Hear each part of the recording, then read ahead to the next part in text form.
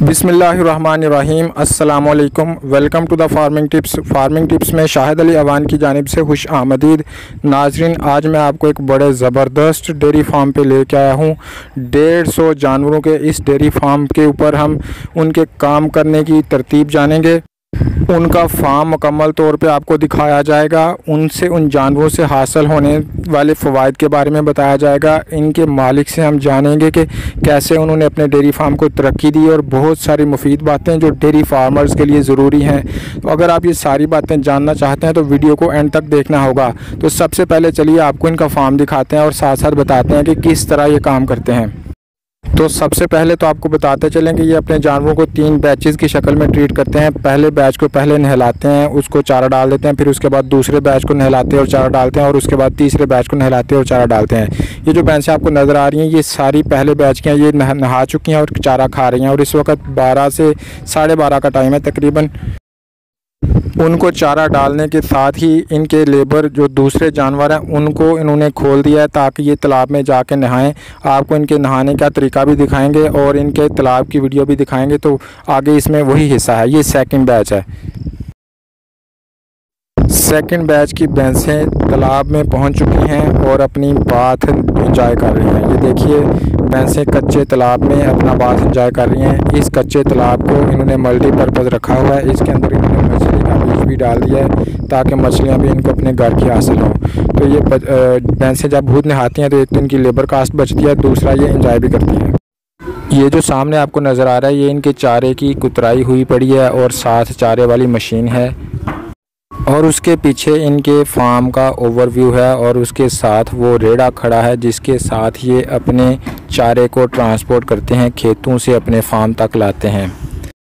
जबकि ये इनके शेड का इंटीरियर है, काफ़ी हवादार है, दोनों साइडों से ओपन है, जबकि पीछे भी इन्होंने इसके जाली की तरह ईंटें लगाई हुई हैं। ये आपको इनकी गाय और उनके बच्चों का सेक्शन पीछे नज़र आ रहा है। जबकि दाएं तरफ में वो बैच खड़ा है जो अभी नहाने का भी वेट कर रहा है और चारे का भी वेट कर रहा है। इनको अभी नहलाया भी जाना है और अभी चारा भी दिया जाना है, तो इसलिए ये इंतज़ार में खड़े हैं कि कब इनकी बारी आएगी। अब जो आपको बैकग्राउंड में नज़र आ रहा है ये इनके फार्म का ओवरऑल व्यू है। तो ये था जी इनका मुकम्मल फार्म। तो चलें अब प्रॉपर इंटरव्यू स्टार्ट करते हैं और इनसे मुफीद टिप्स लेते हैं डेयरी फार्मिंग के ऊपर। अस्सलाम वालेकुम। वालेकुम सलाम। भाईजान कैसे हैं? अल्लाह का करम है। भाईजान आपका क्या नाम है?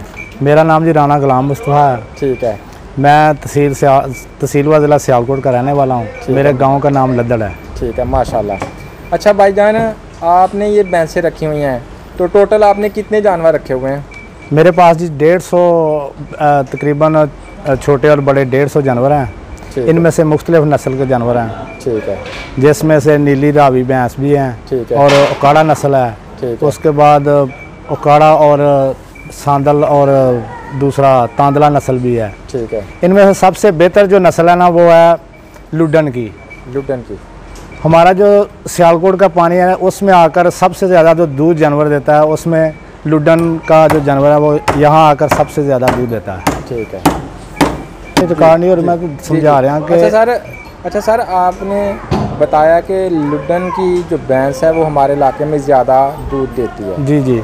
इसके अलावा कौन सी नस्लें अच्छी नस्लें काउंट होती हैं आपके? उनमें से ये नीली रावी की भैंस है, ठीक है, जो आकर यहाँ पे सबसे ज़्यादा दूध देती है। तकरीबन 7 से 8 माह उसकी एवरेज 10 से 12 किलो रहती है। ठीक है। बाकी उकाड़ा की नस्ल है वो 4 से 5 माह जो है वो दूध ज़्यादा देती है, उसके बाद वो बैठ जाती है। ठीक है। उकाड़ा की नस्ल 4 से 5 माह नीली से ज़्यादा दूध देती है? हाँ, उससे ज़्यादा दूध। 12 महीने हो गए। हाँ जी। और नीली के 8 महीने हुए। हाँ जी। उकाड़े वाली नस्ल की जब वो ज़्यादा से ज़्यादा दूध दे रही होती है, कितना दूध होता है उसका? तकरीबन 14 से 15 किलो देती है वो। और नीली रावी 12 किलो? 12, 13, 14 देती है। लेकिन जो नीली रावी की भैंस है उसका पीरियड जो है ना वो लॉन्ग होता है। उकाड़ा नस्ल का जो पीरियड है ना दूध देने का वो कम होता है। उकाड़ा नस्ल का 8 महीने का, नीली रावी का 12 महीने का। जबकि उकाड़े की नस्ल दूध 1-2 किलो ज़्यादा देती है। हाँ जी। इसके अलावा जो फैसलाबाद के इलाके की भैंसें हैं उनके बारे में आप क्या कहते हैं? फैसलाबाद की जो भैंसें हैं वो फैसलाबाद उसके बाद बूरा में दूध देती हैं ज़्यादा। सियालकोट में आकर वो इतना दूध नहीं देती जितना वो वहाँ पे देती हैं। ठीक है। जानवर हमारे पास हैं लेकिन वो उस कैटेगरी में नहीं आता जो वो टॉप लेवल पे भैंसें दूध देती हैं। ठीक है। आपने तो सारी नस्लों की भैंसें रखी हुई हैं, क्या ये आप उधर जा के लाते रहेंगे? हाँ इधर जी, से लिए हैं? वहाँ जाते हैं मुख्तलिफ इलाकों से। ठीक है। ये जानवर खरीद कर लाते हैं, क्योंकि हमारा बेसिकली जो है ना वो दूध का काम है। ठीक है। आपने सबसे बेहतर मंडी किस इलाके को पाया? आरफ वाला। आरफ वाला? हाँ जी। वहाँ से अच्छी भैंसें मिल जाती हैं? अच्छी नस्ल की भैंसें मिलती हैं। वहाँ मंडी लगती है? हाँ जी। मंडी का नाम कोई बता सकते हैं और दिन? आरफ वाला मंडी है, वो वहाँ पे मशहूर है, अड्डे के ऊपर ही मंडी लगती है। दिन कौन सा? दिन 10, 11, 12 तारीख हर माह की है वो। हर माह की 10, 11, 12 तारीख को आरफ वाला मंडी लगती है अड्डे के ऊपर। और वो इनके ख्याल में बेस्ट है, और मेरे ख्याल में जिस बंदे ने इतने ज़्यादा इलाकों से भैंसें खरीदी हों और उसका तजर्बा भी हो, तो उसका तजर्बा कोई बेमानी नहीं हो सकता। अच्छा सर, ये बताइए, आपने कहा कि हमारे इलाके में लुड्डन की नस्ल सबसे चल रही है क्योंकि वो एडजस्टेड है। उसकी औसतन दूध की पैदावार कितनी है यहाँ पे? उसकी यहाँ पे हमारे इलाके में 15 से 16 किलो फी यौमिया जो है ना वो दूध देती है। ठीक है। आपकी 150 भैंसों में जो सबसे ज़्यादा भैंस दूध देती है वो कितना देती है? हमारे पास जो सबसे ज़्यादा भैंस दूध है वो 20 से 22 किलो है। 20 से 22 किलो? हाँ जी। वो कौन सी नस्ल की है? वो भी लुड्डन की भैंस है। वहाँ से मैं 6 भैंसें लाया था, जिनमें से 2 भैंसें ऐसी हैं जो 20 से 22 किलो दूध देती हैं। ठीक है। हम चाहते हैं कि आप नाजरीन को वो 2 भैंसें दिखा दें ताकि पता चल सके कि इस नस्ल की शक्ल जो है वो अच्छी है। ये जो स्क्रीन के सेंटर में आपको 2 भैंसें नज़र आ रही हैं, ये लुड्डन के इलाके की भैंसें हैं और माशाल्लाह माशाल्लाह 20 से 22 किलो रोज़ाना का दूध इन भैंसों ने इन भाई की डेयरी फार्म पे दिया है। तो ज़रा गौर से देख लीजिए, हम आपको इनकी बैक साइड से दिखा सकते हैं। तो माशाल्लाह ये एक हड्डी वाली भैंस है। ये जो आपसे मैं कहा करता हूँ ना, एक हड्डी वाली भैंसें अच्छी होती हैं, तो ये देखने ये है भी एक हड्डी वाली। और इनके जो जिसको पुट्ठा बोलते हैं आप, हाँ जी, पुट्ठा भी ज़रा गौर से देख लीजिए। पीछे से ये कैसी आपको नज़र आ रही है। तो फ्रंट साइड से तो अभी मैं आपको दिखा नहीं पाऊँगा क्योंकि जब भैंसों के करीब जाए तो ये डर जाती हैं। तो ये गौर से देखिए, मैं ज़रा इनको जूम कर रहा हूँ आपके लिए, देख लीजिए। लुड्डन की भैंसें तो अच्छी हो गई और आरफ वाला से अच्छी मिलती हैं, तो क्या कोई बंदा भी जाके आरफ वाला से भैंसें खरीद सकता है या उसे किसी एक्सपर्ट बंदे को साथ ले जाना चाहिए? नहीं, असल में जो भी खरीदने के लिए माल को जाता है उसको इतनी इन्फॉर्मेशन होनी चाहिए कि कौन सा जानवर अच्छा है, कौन सा बुरा है। ठीक है। क्योंकि मंडी में हर तरह का जानवर मौजूद होता है। ठीक है। उसमें से जो दूध वाले जानवर हैं वो उनकी कैटेगरी अलग होती है, जो दूसरे जानवर हैं जिनमें से पछड़ को माल कहते हैं वो अलग होता है। ठीक है। क्योंकि वहाँ पे पोर्शन वाइज मंडी होती है। ठीक है। अच्छा, कोई दूध देने वाली भैंसों की कोई मोटी मोटी निशानियां बताएंगे कि ये निशानियां मौजूद हों तो इससे मुराद होगा कि भैंस अच्छी है? भैंस अच्छी जो दूध देने वाली है उसका एक तो जो बॉडी है ना उसकी, उसमें जिसमें एक हड्डी वाली भैंस बोलते हैं, उसके अलावा उसकी आँख जो है ना वो गोल और सफ़ेद होनी चाहिए। ठीक है। जो उसका मुंह है वो बारीक होना चाहिए, गर्दन, और एक सराई नुमा उसका जिस्म होना चाहिए जो भैंस है। ठीक है। अच्छा, आजकल आप दूध देने वाली भैंसों को क्या चारा दे रहे हैं और जो दूध नहीं देती उनको क्या चारा दे रहे हैं? आजकल जो दूध देने वाली हैं उनको पहले तो हम तूड़ी और वांड देते हैं, दूसरे नंबर पे सब्ज़ चारा जिसमें मक्की और चरी नुमा जो चारा है वो दे रहे हैं। ठीक है। और जो सूने वाली हैं उनको आजकल जो है ना वो हम चारा सब्ज़ चारा ही डाल रहे हैं, तूड़ी नहीं दे रहे उसको। ठीक है। उनको तूड़ी ना देने की कोई खास वजह है? खास वजह यह है कि तूड़ी जानवर को खिलाने से जो दूध है वो गाढ़ा होता है। ठीक है। उसमें फैट की मकदार बढ़ जाती है। ठीक है। सूने वाले जानवर को सब्ज़ चारा इसलिए खिलाते हैं क्योंकि उसको ज़्यादा कब्ज़ ना हो, जानवर ठीक है गर्मी महसूस ना करे, चलता रहे, मतवाज़न ग़िज़ा है वैसे भी सब्ज़ चारा। अच्छा भाई, कितना वंडा डालते हैं कि ताज़े सुए हुए जानवर को आप जो मतलब कि रूटीन में दूध दे रहा है? हाँ जी, वो दूध के हिसाब से जो है वो वंडा देते हैं। 12 किलो वाली भैंस को कितना? 12 किलो वाली भैंस को हम 6 किलो वंडा डालते हैं। 6 किलो वंडा। वंडे में कौन सी? वंडे में फीड है, उसके अलावा ये बनौरा खाल है, उसके बाद ये दलिया है। ठीक है। मुख्तलिफ किस्म का, और मक्की का कुछ बनाया हुआ है हमने मिक्स करके, मक्की और चने का। ठीक है। चक्की से पीस कर वो वंडा बनाया जाता है, वो हम खुद डालते हैं। फीड भी डालते हैं और दलिया दिला के वो खुद भी दिलाते हैं। वो भी डालते हैं। जो दूध दे रहा हुआ जानवर है उसका वनडे का और रात का खर्चा आपको कितना पड़ जाता है? तकरीबन पर डे जो है ना वो 1000 से 1200 रुपया जो है ना वो एक जानवर का आता है खर्च उसमें लेबर कास्ट भी शामिल? हाँ जी। अगर 1200 रुपया खर्चा आ जाता है तो 12 किलो वो दूध देता है पूरे दिन में, तो ओवरऑल फिर इसमें फ़ायदा है या नुकसान? आप फ़ायदा तो ये है ना कि अगर एक जानवर भी 100 रुपया भी छोड़े तो वो ज़िम्मेदार के लिए, अगर 100 जानवर का शेड है तो उसके लिए वो 100 रुपया जो वो 10,000 पर डे बन जाता है। उसमें से अपने वो दूसरे घर के और माल के ऊपर से मेडिकल के लिए सब कुछ जो मैनेज कर लेता है। ठीक है। 150 जानवरों को संभालने के लिए कितने जिम्मेदार बंदे वर्कर्स की ज़रूरत है जो काम करने वाले हैं? 8 आदमी। 8 आदमी? हाँ जी। 8 आदमियों की आजकल जो औसतन मजदूरी पड़ जाती है, आपको कितनी पड़ जाती है? 8 आदमियों को मैं जो सैलरी देता हूँ वो 17,000 बेसिक सैलरी देता हूँ। उसके बाद खाना, रहाइश, मेडिकल, आने जाने का रेंट सब जो है 20,000 में पड़ जाए। हाँ जी, 20 से 25,000 में जो है पड़ जाता है। में पड़ जाता है। ये इनके हरारत आ गई। इन जानवरों को जो रोज़ाना आप चारा सब्ज़ दे रहे हैं, जो दूध नहीं दे रहे, टोटल दूध ना देने वाली भैंसें कितनी हैं? 25 भैंसों को सब्ज़ चारा कितना खिला देते हैं रोज़ाना? 30 से 40 मन चारा जो है ना वो खा जाते हैं।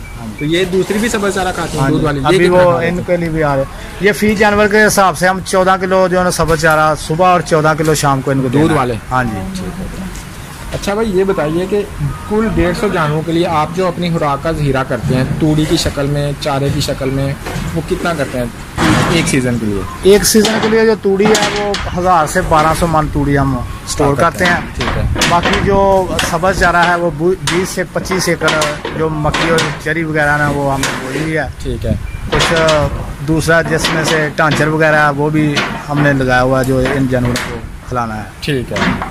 अच्छा, ये जो दूसरे जानवर हैं, मतलब दूसरा सीज़न है बरसीम का, उसमें बरसीम कितना काश्त करते हैं? बरसीम भी तकरीबन 20 से 25 एकड़ बरसीम हम काश्त करते हैं। इस चारे से आपके जानवरों का सारा साल गुजारा हो जाता है? हाँ जी। ख़त्म तो नहीं होता? नहीं होता। ठीक हो जाए। जानवरों की हिफाजत के लिए कोई टिप्स दें अपनी तरफ से जो देसी टोटके आप इस्तेमाल करते हैं? देसी टोटके में यही है कि जानवर को रोजाना जो देखना चाहिए, चेक करना चाहिए, उसकी खुराक को चेक करना चाहिए। और सबसे मेन चीज़ है वो जानवर को पानी, क्योंकि ये वाटर एनिमल है, इसका पानी के लिए बहुत ख्याल रखना। जितने भी शेड आप बनाए उनमें पानी का रेंज सबसे ज़रूरी है। ठीक है। पानी से मुराद आप ले रहे हैं उनका हौज, और इन्होंने नहाना है और पानी पीना है। ये सबसे बेसिक जो डेयरी फार्म है इसके लिए सबसे बेसिक चीज़ है। बड़ा इंपॉर्टेंट पॉइंट बताया जी। भैंसे रखने वाले हजरात के लिए ज़रूरी है कि वो इनके लिए तालाब बनाए जहाँ पे भैंसे नहा सकें, क्योंकि ये पानी को पसंद करती हैं। इसके अलावा अगर कोई भैंस जिसने अभी बच्चा देना है, डिलीवरी से कोई 1-2 महीना पहले, उसको क्या चीज़ें देते हैं आप लोग? अगर गर्मी का मौसम है तो उसमें तो तेल और ये कौड़ी खाल होती है वो देते हैं। ठीक है। क्योंकि गर्मी ज़्यादा होती है और जानवर गर्म होकर बच्चा गिरा भी सकता है। ठीक है।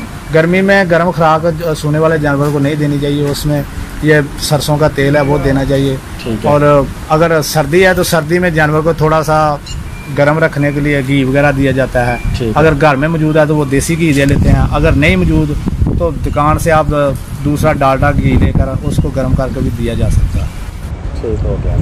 अच्छा भाई, ये बताइए कि जो भैंस बच्चा उसने दे दिया है, उसके बाद वो दूध पे सही तरह उतर नहीं रही है, वो दूध देने वाली, उसमें कोई प्रॉब्लम हो गया, उसको दूध पिलाने के लिए क्या करना चाहिए? उसको दूध पिलाने के लिए पहले तो उसका इंतज़ार करना चाहिए कि जानवर अंदर से साफ़ हो। उसको साफ़ करने के लिए गर्म अशिया जिसमें से सफ़ेद जीरा है, गुड़ है, उसके अलावा गलकंद है, घी है, इन चीज़ों को डालकर किसी भी बर्तन में डालकर उसको गर्म करें। गर्म करने के बाद जब वो नीम गर्म यानी कि हाथ सह ले उसको, ठीक है, उसको 3 से 4 दिन दें। वो डंगर जानवर जो है वो अंदर से गर्म हो जाएगा, वो आट वगैरह बाहर निकाल देगा तो वो दूध पे आ जाएगा। ठीक है। अगर कोई और मसला है मेडिकली तो उसको डॉक्टर को चेक करवाना चाहिए कि और उसका टेम्परेचर देखना चाहिए, ब्लड प्रेशर चेक करना चाहिए। ठीक हो गया। इन जानवरों में, इन भैंसों में टोटल आपने कितने भैंसे रखे हुए हैं, कितने सांड रखे हुए हैं जो इनकी ब्रीडिंग के लिए काफ़ी हैं, या फिर आप डॉक्टर से करवाते हैं? डॉक्टर भी आता है और एक जो है ना मैंने भैंसा रखा हुआ है इनको। ठीक है। एक काफ़ी है इनके लिए? काफ़ी तो नहीं है, लेकिन डॉक्टर भी आता है क्योंकि नस्ल चेंज करने के लिए जो है ना वो टीके वगैरह रखवाते हैं डॉक्टर से भी। ठीक है। जो हमारा जो काउंसलर लेवल पे जो हमारा डॉक्टर है वो आता रहता है। हाँ जी। कुछ लोग कहते हैं कि ये जो डॉक्टर हजरात हैं इनके ऊपर हम ट्रस्ट नहीं कर सकते, इनसे नस्ल किसी का इंजेक्शन लगवाया होता है, निकल कोई आती है, ये रियलिटी नहीं बताते। नहीं, ये ऐसी चीज़ नहीं है। डॉक्टर अच्छे भी हैं और बुरे भी हैं। जो रोज़ाना के बेस पर जिस तरह एक फैमिली डॉक्टर बन जाता है, जिसको रोज़ाना के तो लेवल पे जो डेरे पे आता है उसको पता होता है वो जानवर का टीका कौन सा मैंने रखा है और उसका रिज़ल्ट क्या आया है। ठीक है। ठीक है। ये ऐसी चीज़ नहीं है कि डॉक्टर कोई फ्रॉड नहीं करते, जिस तरह का वो कहते हैं उसी तरह का वो इंजेक्शन रख देते हैं। अपने जानवरों की सुबह से लेकर शाम तक रोज़ाना की रूटीन बता दें। सुबह भी इनको पहले तूड़ी और वंडा खिलाते हैं, उसके बाद इनको सब्ज़ चारा देते हैं। फिर हमने दूध इनका दोना होता है तो उसके बाद इनको तालाब में छोड़ देते हैं। तालाब से आते हैं तो फिर शेडों के अंदर लगाकर, ऊपर पंखे लगे हुए हैं, आपने देख लिया, हवादार शेड हैं हमारे। बिल्कुल। तो तकरीबन 12 से 1 बजे इनको दोबारा फिर तालाब में छोड़ दिया जाता है। ठीक है। वहाँ से आते हैं, फिर इनको तूड़ी और वांडो, उसके बाद सब्ज़ चारा है। ठीक है। और 4 बजे तकरीबन फिर दोबारा इनका दूध दोने का काम शुरू हो जाता है। उसके बाद शाम को फिर इनको पानी के लिए छोड़ा जाता है, पानी पिलाकर इनको फिर रात को बांध दिया जाता है। काम खत्म। हाँ जी। आपके पास कुल दूध देने वाले जानवर कितने हैं जो दूध दे रही हैं इस वक्त? 70 में से आपको रोजाना कितना दूध हासिल हो जाता है? तकरीबन 14 मन दूध है जो हमारा रोजाना। हाँ जी, 14 मन दूध जो होता है सुबह शाम। हाँ जी। ठीक है। शेड के बारे में आप क्या कहेंगे? शेड किस तरह का होना चाहिए, कच्चा, पक्का या लोहे का? बेहतर तो जो है वो आजकल जो जिसकी ज़रूरत है इस चीज़ की, वो तो हवादार शेड हैं। उनमें से जो स्टील स्ट्रक्चर आजकल जो डेयरी फार्म में बन रहे हैं वो मशरक़ और मगरब की तर्ज में जो बनाए जाते हैं वही सबसे बेहतर है। हालांकि हमने ये काफ़ी सारा पैसा इन्वेस्ट किया है, लेकिन मेरे हिसाब से ये गलत है। अच्छा। इसके लिए मशरक़ और मगरब साइड में स्टील स्ट्रक्चर के शेड होने चाहिए और हवादार होने चाहिए। आप उसको इसकी निस्बत बेहतर समझते हैं? इसमें पैसा ज़्यादा लगता है या उसमें? इसमें पैसा ज़्यादा लगता है। इसमें पैसा भी ज़्यादा लगता है, लेकिन इसमें वो सहूलियत भी नहीं है जो ओपन शेड में जो स्टील स्ट्रक्चर में है ना उसमें है। ठीक हो गया। तो लिहाजा नाज़रीन, अगर आप समझते हैं कि आपने डेयरी फार्मिंग करनी है तो इनकी राय है कि आप स्टील स्ट्रक्चर वाला शेड बनाइए। ठीक हो गया। अभी मैंने ये बाहर मिट्टी डाली हुई इसलिए वहाँ पे शेड लगवाने लगा हूँ वही। ठीक है। मैंने आपसे बड़ी ज़्यादा मालूमात ली हैं, अपनी तरफ से कोई ऐसी मालूमात दें जो डेयरी फार्मर हजरात के लिए ज़रूरी हैं, जो मैंने आपसे नहीं पूछी। डेयरी फार्म सर, कामयाब डेयरी फार्म बनाने के लिए एक तो जो कटरा बछड़ा है उसको बचाना बहुत ज़रूरी है। ठीक। असल जो हमारी कमाई है ना डेयरी फार्म में वो है छोटी जो हमारी नस्ल है उसको बचाना। ठीक है। नंबर 2 इसमें पॉइंट है कि जो जानवर हैं उनको उनका क्रॉस और ब्रीडिंग करवाना बहुत ज़रूरी है, उनकी निगहदाश्त करना बहुत ज़रूरी है। 4 से 5 माह जब दूध दोते रहें तो उसके बाद जानवर के ऊपर नज़र रखनी चाहिए, उसको क्रॉस करवाना चाहिए, भैंसे से करवा लें या डॉक्टर से, क्योंकि 4 से 5 माह के बाद जानवर, हर एक जानवर जो हीट पे आता है वो जो मालिक है उसकी नज़र होती है कि वो जानवर को पहचान लेगा कि जानवर हीट में आया हुआ है या नहीं आया हुआ है। ठीक है। अच्छा भाई, ये बताइए कि ये जो आप कटरे बछड़े की बात की, बचाना चाहिए, अक्सर डेयरी फार्मर्स के मर जाते हैं। हाँ, क्या करना चाहिए कि ना मरें? इनकी डिवर्मिंग सबसे पहले तो यह है कि इनको 1.5 माह तक सिर्फ दूध पे रहने देना चाहिए, पानी नहीं पीने देना इनको। ठीक है। 1 महीना या 1.5 महीने तक इनको पानी नहीं पीने देना चाहिए। ठीक है। सिर्फ दूध पे रहें और चारे पे रहें, पानी नहीं पीने देना। ठीक है। और उसके बाद इनकी डिवर्मिंग जिस तरह ये किरमों वाले दवाएँ मुख्तलिफ मेडिसन मिल रही हैं वो इनको देनी चाहिए डोज। ठीक है। 3 से 4 माह के बाद ये बच्चे जो है ना वो वैसे ही आज़ाद हो जाते हैं, बीमारी से मौत से दूर हो जाते हैं। ठीक है।